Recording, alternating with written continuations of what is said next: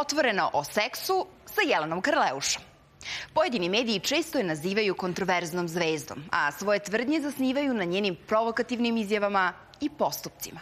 Vidjet ćemo da li će neko posle ovog intervjua promijeniti mišljenje o njoj. Volim medije, volim novinare, volim kamere, volim.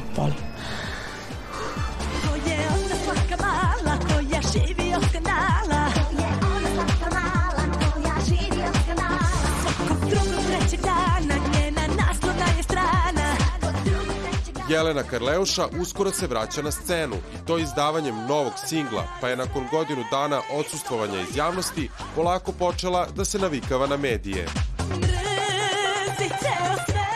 Zato će mi trebati malo ozbiljnije nešto za smirenje, da se psihički pripremim, ali ne, ovde sam ipak na jednom divnom romantičnom terenu koji ja jako puno volim, a to je moda.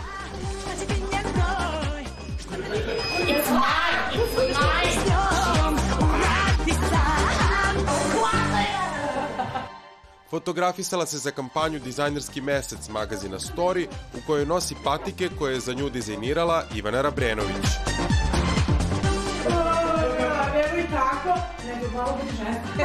Ne znam da hodam u patikama, hodam kao patka i pozadina nam mi bude još veća, onako izgledam kao debela patkica, ali lepo je posle onako maltretiranja stopala stravičnim štiklama, špic, lobutan, pigal,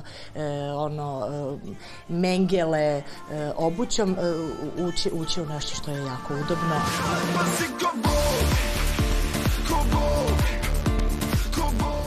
Među Karleušinim fanovima ima i fetišista koji obožavaju njena stopala.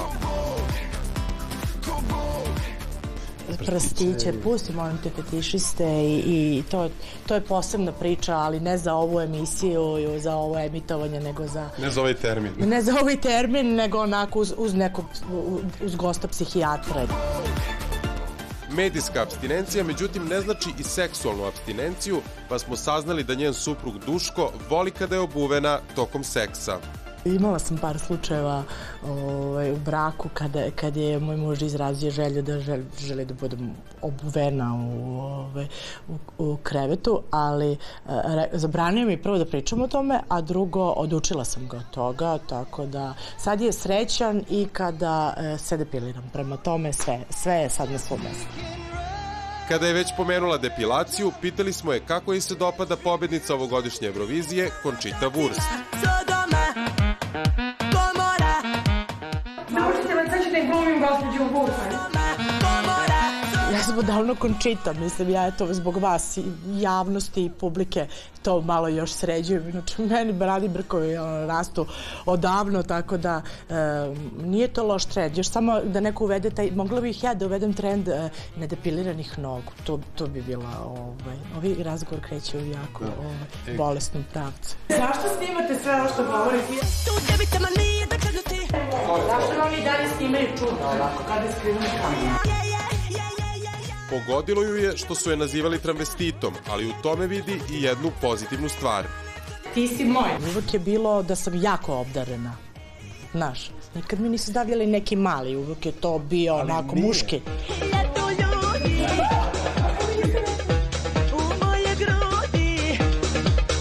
Ovog se boji, ovo je čudno.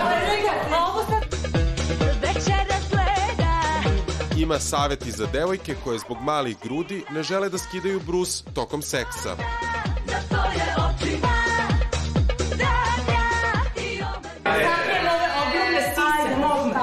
Za ono pravo vođenje ljubavi slobodno nek skinu te brushaltere i te čarape koje ispadaju. To je apsolutno nebitno. Ako ima problem neki muškarac sa malim grudima, onda on treba da se šutne, mislim, nek nađe neku sa velikim grudima, uvek postoje oni koji znaju da cene male.